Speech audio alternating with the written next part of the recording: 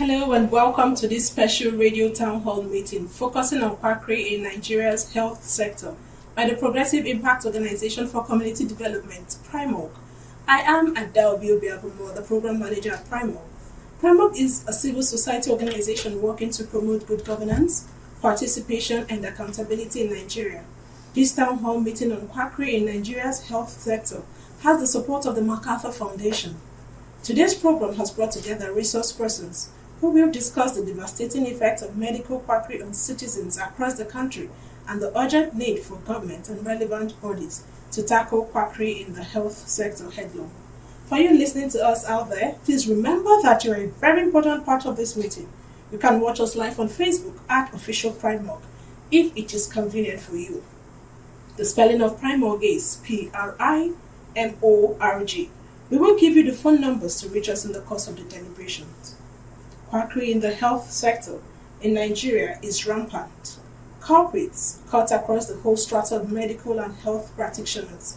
Quackery in the health sector happens when an individual, without the necessary qualifications and certifications, claims to be a medical professional and treats patients mostly for monetary gain. A recent investigative report by Daily Trust further revealed how much the lives of unsuspecting citizens out there are threatened by quacks in the health sector. Given the magnitude and scope of quackery in the health industry in the 21st century Nigeria, there is much to wonder why there is so much complacency in tackling the problem. According to a report by the World Health Organization, WHO, on countries that are at high risk of quackery, Nigeria is one of the most vulnerable on the list, which includes India, Pakistan, Kenya, Ghana, and Tanzania. If there must be positive change, law enforcement agents, medical practice licensing board, and other health profession licensing boards, Nigerian Medical Association and other health professional associations should take this problem seriously, and legislation should be strengthened against quacks in the health sector. The government will also do well in addressing the key problems of poverty and illiteracy, as they have been identified as promoters of the practice and acceptance of medical quackery. But the big question is, how can the government and the regulating bodies stem the thriving medical quackery business in Nigeria? What are their challenges? What are we not doing right as a country to address quackery in the health sector? And how can citizens be of help? You can begin to send your views to 0902 265 6167. That is 0902 265 6167. My other guests are Dr. Kasmir Ifani, who is the President, Association of Medical Laboratory Scientists of Nigeria, Dr. Chichi Iwamadi, Managing Director of American Medical Group, Barrister Ugo Morfo, a legal practitioner, and Chris Obiora, a disability inclusion expert. If you just tuned in, this is a town hall meeting, and the focus is on quackery in Nigeria's health sector. As Nigerians continue to suffer from life deformities, in some cases, death, in the hands of medical quacks posing as certified pharmacists, nurses, doctors, and surgeons. But let me bring in my guests for a deeper understanding of how dire the situation is and the way forward. Dr. Kasmir Ifani, you're welcome to the program. Yeah, it's a pleasure. Good morning, listeners. Could you help us understand why quackery business in the health sector has flourished over the years? It's seemingly lucrative, and regulation has failed. We have regulatory institutions, we have regulatory framework. Unfortunately, these institutions seemingly lack, one, the ideas on how to carry on with the mandate of their office so that they can be effective at safeguarding the life of Nigerians. Two, want of political will on the part of government to free up these regulatory institutions to live up to the mandate as provided in their enabling laws. Every profession has a charter. It is the charter that provides the rights of the practitioner, the duties of the practitioner, and that serve as a safeguard for the practitioner and those who receive services from them. So quackery in the health sector is very lucrative, and that's why you have what was known when we were growing up as nurse Eliza, meaning persons who never had any formal training in a nursing school, proper nursing school, but is carrying on the services of a nurse. That person is a quack.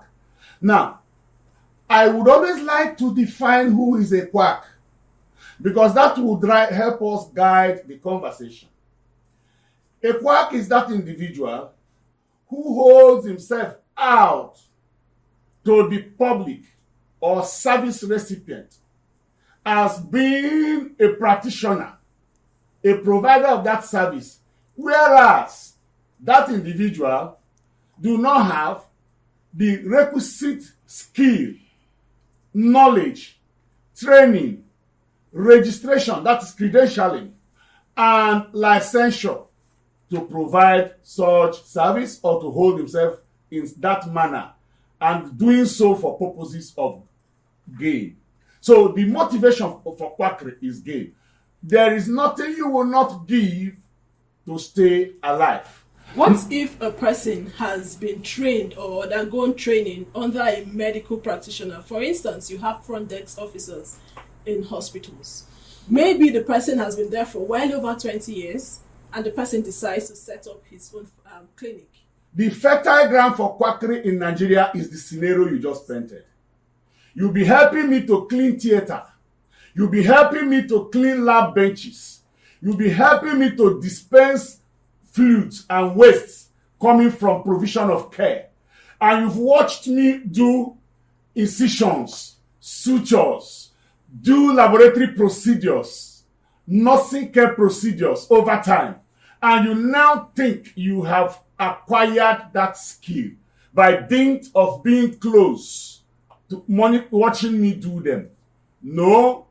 If you do not have the required prescribed training, formal training that will lead up to certification, that's what I mean by credentialing, and eventual registration by the body designate according to our laws and global practice for that particular profession, and you don't also hold a license to practice that profession, no matter how well you have the skill of a physician, a doctor, and you are not registered, for example, in Nigeria, by the Medical and Dental Council of Nigeria, you are not a doctor. No matter how well you have the skills to perform tests, or is it not just dip that strip in urine? No, you are a quack. You are not a medical laboratory scientist, not because you can't dip urine or stick into urine, but because you do not have the credentials. You are not registered by the Medical Laboratory Science Council of Nigeria. The council have also not issued you license to practice it. No matter how I know how to speak English, professor of English, I cannot storm the courts to enter appearance to defend anybody. No matter how I know how to draft the court processes, I cannot storm the court and announce appearance to defend you. I am a quack. Okay, thank you for that. The person is a quack, not you, Dr. Kasimia. Let's move to Dr. Chichi Iwuamadi. You have heard the description of who a quack doctor is, and you have been in this profession, that is the medical profession, for well over a given number of years. Could you give us a sense of the impact of quacks in Nigeria health industry? The ravaging of quack practice in Nigeria cannot be underestimated. We have seen what is going on in the country is heartbreaking, because people out of deception come to trust people that don't have the ability and the license to take care of them. That means that now you're giving your trust to someone that doesn't have the capacity to take care of you. That is dangerous, because anything can happen. Let's start from a child. A child that is not well taken care of by a medical practitioner can have a stunted growth. Any kind of harm is possible. Let's start with people that are doing, for instance, I was in a radio station program maybe 2 months ago, and somebody was talking about how they started doing, opened up an abortion facility just by going to someone that was doing it and learning from them. They gave him the recipe, and he is now a trusted hand to do abortions. Now, men, women, even men were bringing their wives when they didn't want to keep a child. They will come to this same individual that didn't go through any training, that didn't have any formal training of any sort, but has opened a place, and human beings are now putting their lives in the hands of such an individual. Is it that the citizens are not aware, or the people? I really think that poverty is one problem we have in Nigeria. Lack of knowledge is the problem. Sensitization, people are ignorant. And I believe that this is a big problem, because the more we allow ourselves to we find ourselves in the hands of these individuals, the more we are jeopardizing our health. There are so many things that can go wrong. In the instance of the one I was talking about, somebody was doing abortion and cut off just the head of the baby, and the other part of the baby was still in the womb.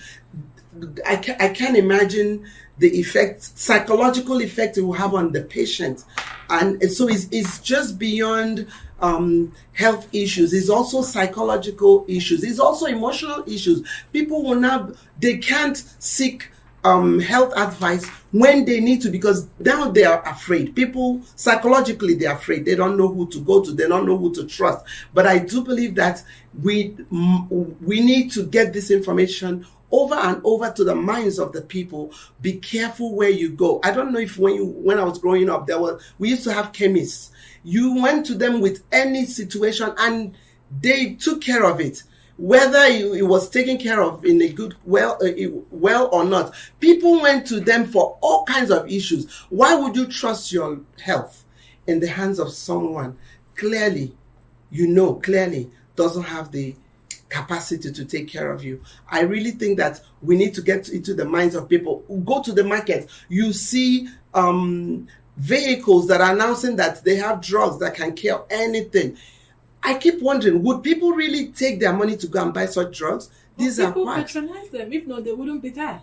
People patronize them. So the problem is, people sometimes I believe, don't have the money to go to the hospital to get proper attention. So they go through the Appian ways, which now you end up shortcuts. Yes. Okay, so is there a nexus between corruption in Nigeria and the growing number of medical quacks?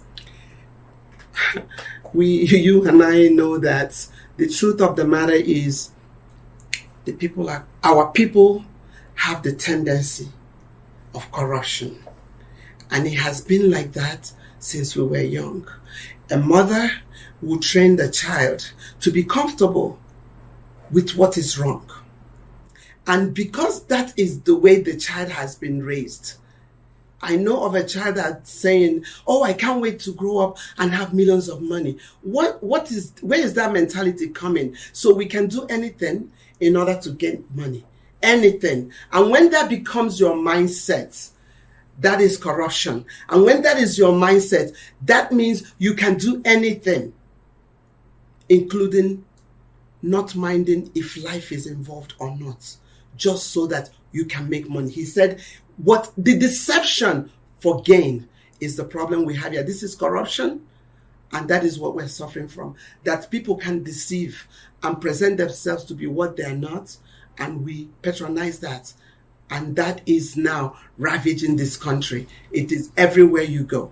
Thank you. Everywhere you go, talking about corruption and medical quack. Let me get back to Dr. Kasimia Ifani.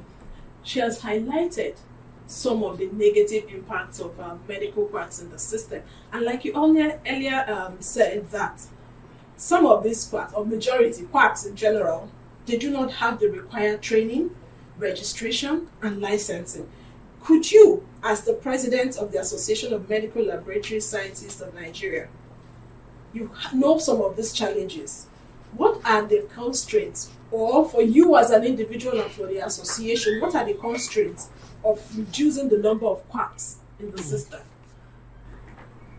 In a sister station on this subject matter, I shared a story of what happened in a public hospital in the Federal Capital Territory.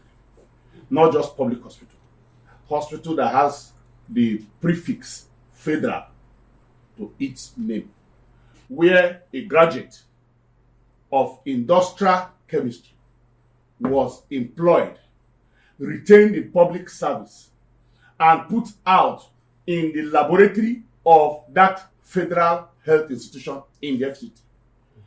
It happened sometime 2014. It nearly cost me my head for blowing the lid. And I can assure you, that is a tip of the iceberg.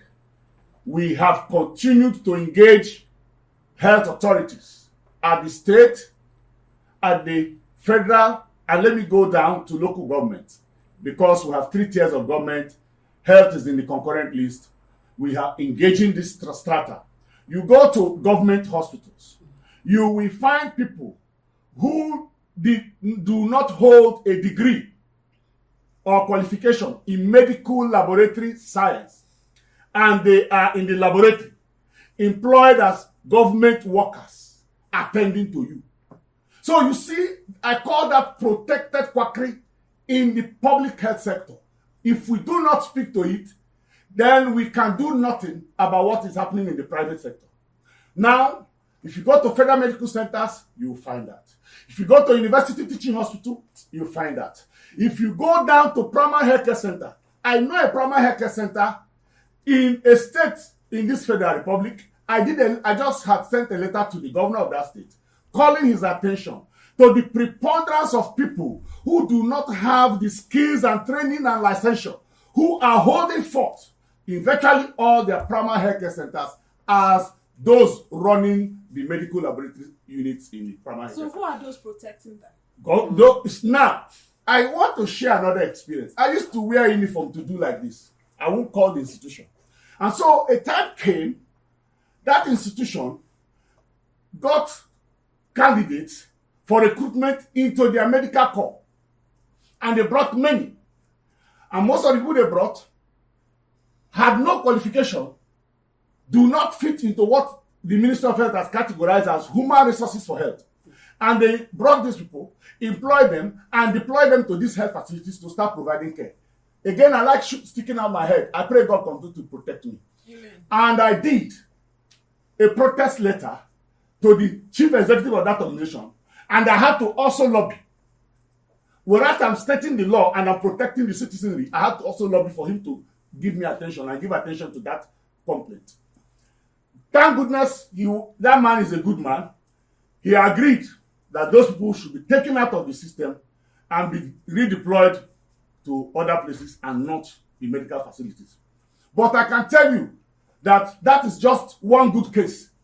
It abounds everywhere. I've written the governor, till today I've not got a reply. So the point is this: I am more pathetic. It's more pathetic when quackery happens in public health institutions.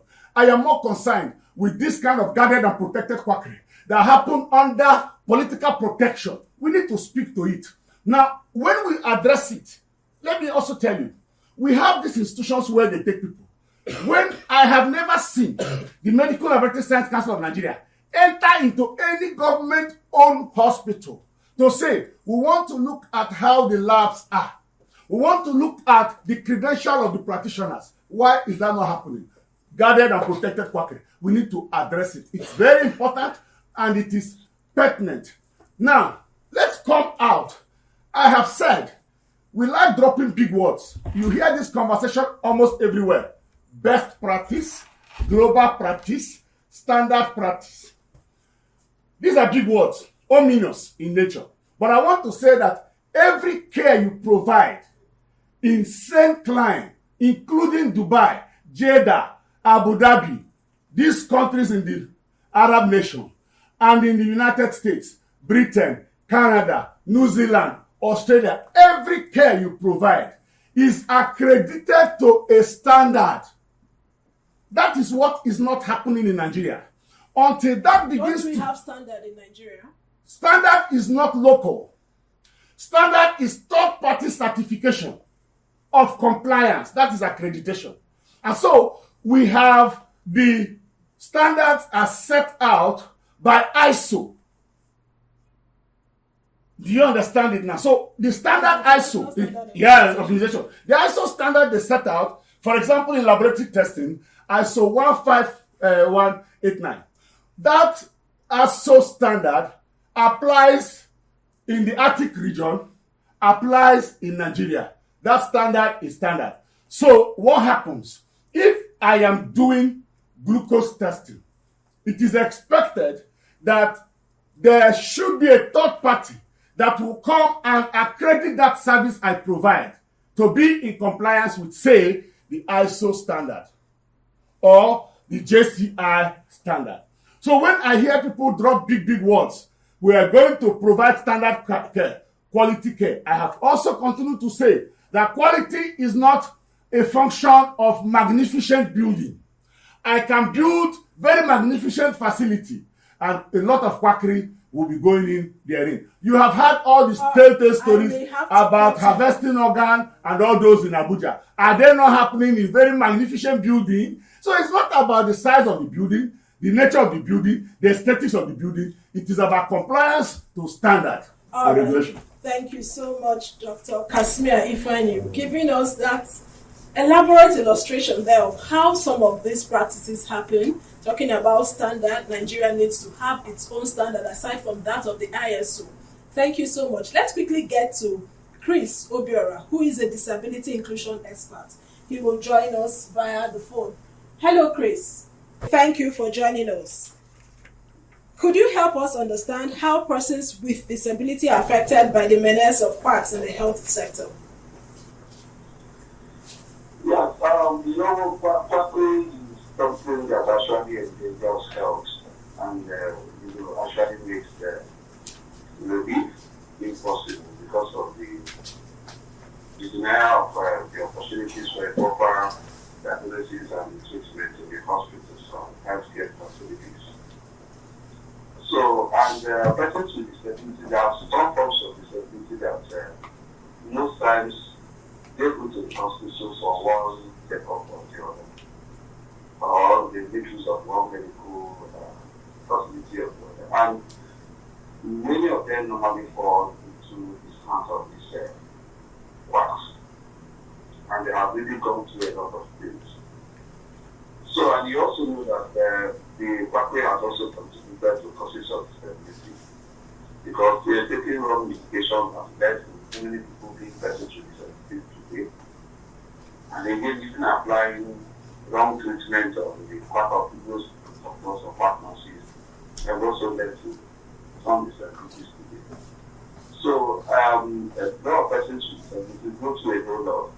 And you cannot separate disability from poverty. And a lot of persons with disabilities are within this poverty, within the poverty level. And many of them recognize this fact because they cannot afford to go to their hospitals. And that's one of the reasons I always say that we need to do something about the national health insurance or the state insurance, health insurance, so that they're really more flexible for low income earners, where majority of the persons that this is falling to, so that they can actually have access to quality health care.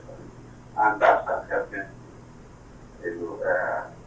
begin to now stay away from this path, because they can't just live at themselves because they are within the poverty level and they are not able to do.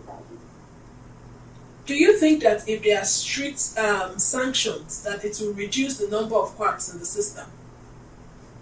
Yeah, that's not for the solutions. I think the government needs to do more on the strict laws against quackery.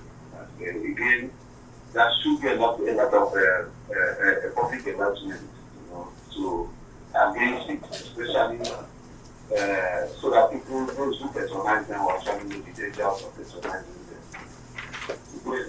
And again, people should also stop crossing all these people studying health products even in the social media, when you get your social media these days, people say all sorts of things, claiming that they can cure this, they can cure that.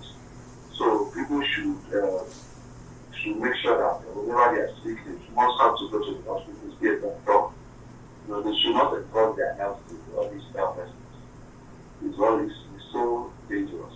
So they should make sure that they take the issue of their health seriously. Not whenever anybody comes around and thinks that it's a doctor or a nurse, then you just have to recognize the person. Okay. So dangerous to do so. That's on the part of the citizens. Well, I said that's on the part of the citizens, but what do you expect from the regulatory bodies on the need to tackle quacks in the system? The last speaker was actually talking about the standard, and that standard is very important because in Nigeria now, can we actually say the standard which we apply in all the healthcare services?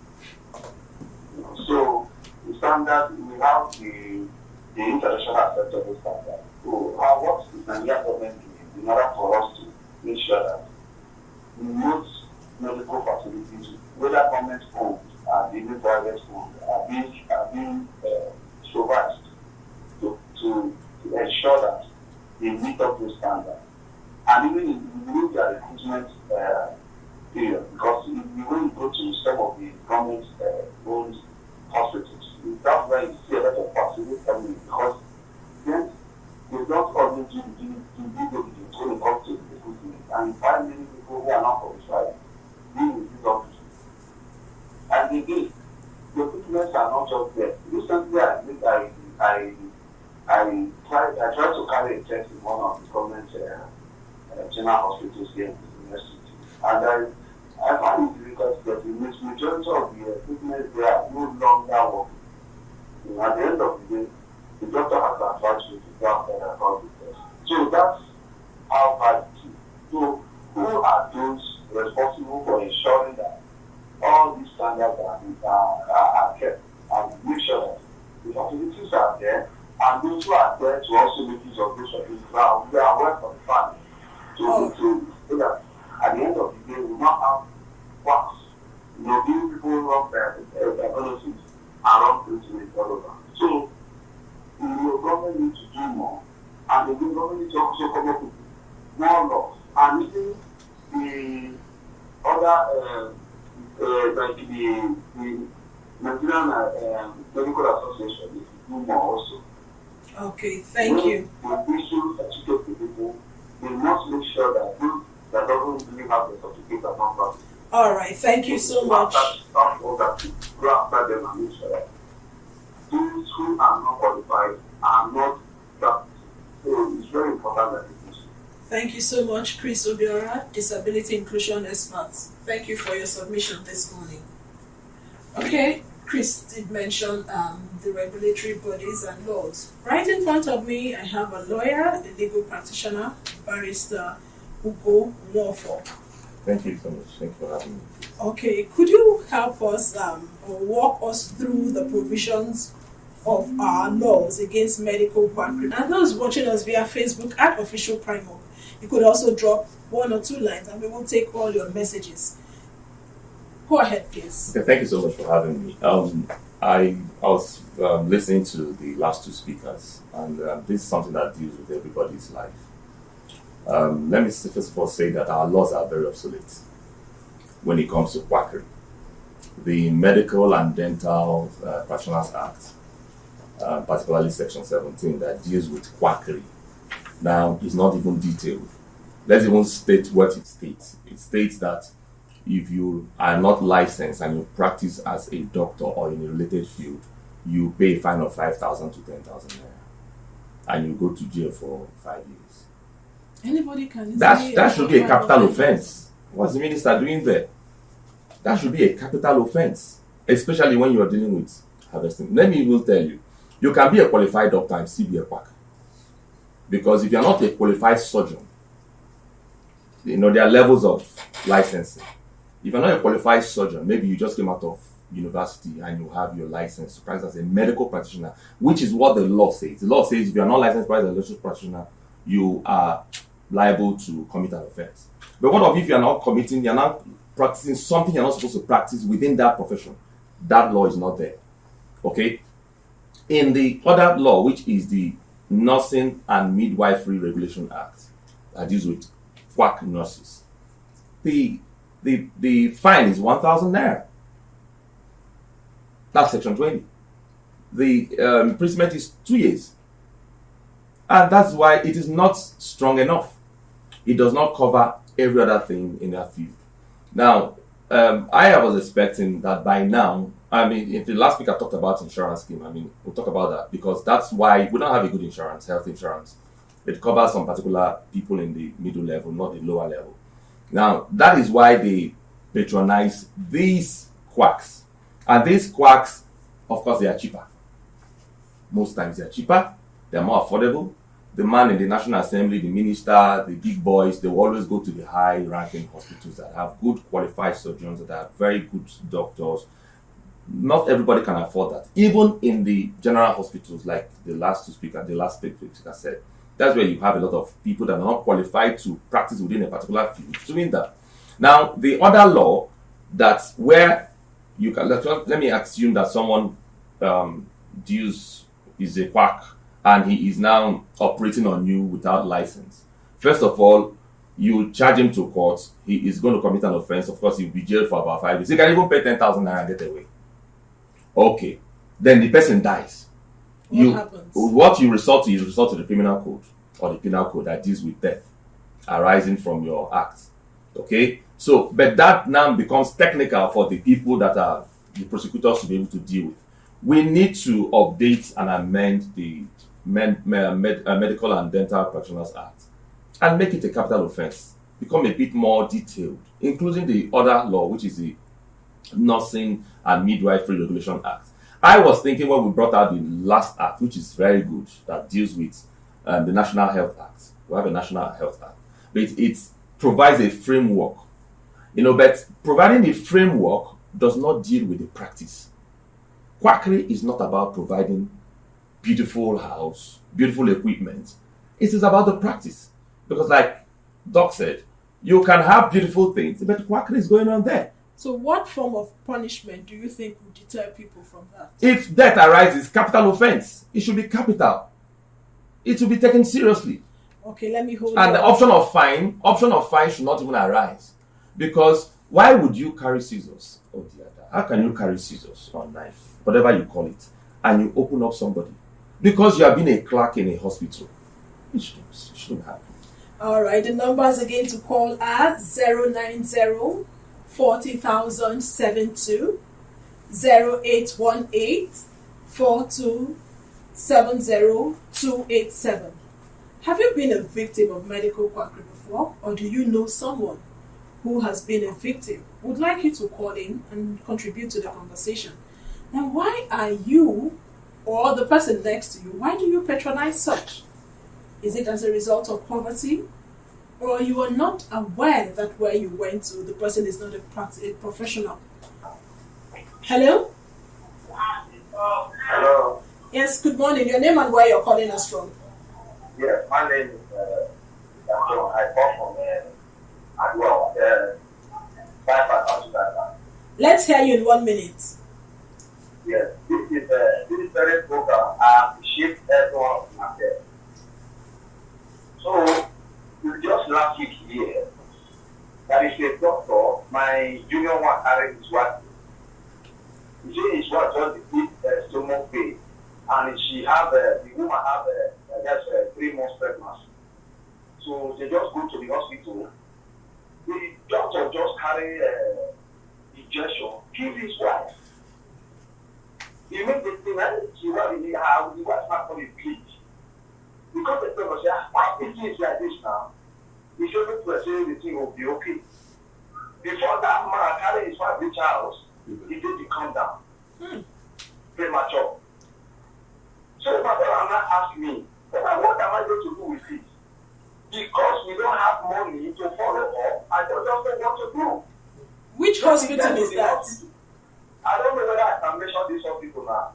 Please go ahead. So, I I call my mother, call me, say, what are we going to do with this thing? I said, what will we do? Because I don't have money. We don't have money to follow this case. So we go to the hospital, we get there, we ask the doctor, why did it be like this? He said, it's not because of the injection that they give my Which hospital? Which hospital is that, sir? Unless I call my brother, I can start the hospital phone now.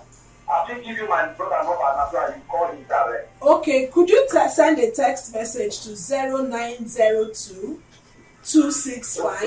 Wait, let me pass the number. Okay, just keep on this 0902 265 Okay. 61 Okay. 67.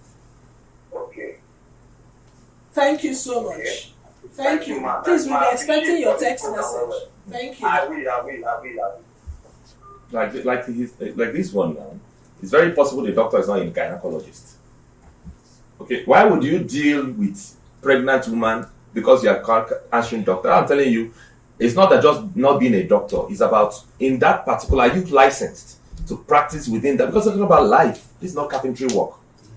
I was expecting that when Mohbad died, this Mohbad's case, being a celebrity. Okay, let's take this. Okay, please, okay. Hello. Could you turn down the volume of the radio set? Hello. Hello. Yes, please. Your name and where you're calling us from. Let's hear you in 1 minute. Okay. About Quackery. That's what I want to talk about. Yes, go ahead. We have seen that a lot of people that have that certificate, they have the degree, but they don't have the professionalism. They can't even do the work perfectly. Because most of the people are doing better than them. I would do this. Hello? Are you not hearing me? Yes, go ahead. Please. You have 30 seconds. What I'm saying, I said there are a lot of doctors that have certificates that have killed a lot of Nigerians. I don't know, like everything Quackery. It depends. It depends. So like my guest here said, you may be a medical practitioner, but you are not a professional, you are not a surgeon. And if you are engaged in surgery, that means you are a quack. And a lot also, they do this intentional because we are hearing a lot of news, people who administer drugs, poison to children and others. So, I think there are a lot of ways surrounding this health issue. It's not really a ticket issue. You understand what I mean? Okay, thank you so much. You may have to cut it there to allow other people to call into the program. Thank you for your Part of the problem is people not speaking out. Like the last caller, it was trying to be a bit holding back. People speak out because it happens in most area councils. We've done some research. This is where some of these things happen. You have somebody that a woman dies, he said they injected. That doctor probably is a medical doctor. Okay, but you're not a gynecologist. You're not a pediatrician. You don't know about children, but you're a medical doctor. But that's what I'm saying. The Medical Practitioners Act and Data does not cover this aspect I'm talking about. It just says medical doctor. So it needs to be very detailed so that licenses will be respected. So, and then when you now do it, like I was saying, you cannot equate a quack doctor to somebody that's professional, that's licensed. At least when somebody is licensed, you can deal with our bodies. You can know you're dealing with a doctor that is not practicing properly. That can be dealt with. We now go back to whether it is by the school or whatever it is. But quack, you don't have the requisite knowledge. Even if you have skill, you are not a practitioner, you're not a doctor. All right, thank you so much. I still have Dr. Kasimir Ifeanyi right in front of me, who is the President, Association of Medical Laboratory Scientists of Nigeria. We have heard both from our other guests and from the callers. This act of quackery is very pervasive. For citizens, they may not know. Yes, it has been identified that poverty is also a factor. But is there a platform where citizens can verify the status or license of medical doctors? Let me take this call before you respond. Hello? Hello, good morning. Good morning. You have 1 minute. Your name and where you're calling us from. Yes, I'm okay from Governor. Let's hear you. Let me hear what I can do within the 1 minute. Then coming from me with a personal experience. Then several occasions, not just one or two. I happen to be in the hospital with my wife. Then for whatever reason is another thing. But a particular medication, drug, prescribed for her to take. Then while being on that drug, then the condition, was not a kind of very improving. Then on returning back, months after, then you will end up being referred to another doctor again because he is a public hospital and precisely for another specialist. Then now, on getting to the desk of this very new doctor, going through your record, then he will be questioning why should somebody of this social complaint who be given a line of drugs. And I remember one a time where I insisted on telling that very doctor that look, if a colleague of yours who happens to be in social even as we speak today, he is on duty. Which to me, commonsensically, I was expecting that this very doctor should pick this fight up. I don't go to this very doctor here, this colleague of his in his room where he's attending to patients, or call upon him to come and defend this. And before you know what's happening, we go through this very experience on many occasions where our doctor will be what?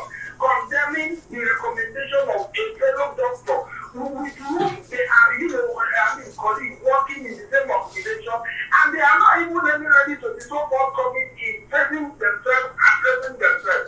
Then these very people who could not even do that, is it the same people that will now, come up in one voice and speak against the Quackery? All right, thank you so much for your contribution.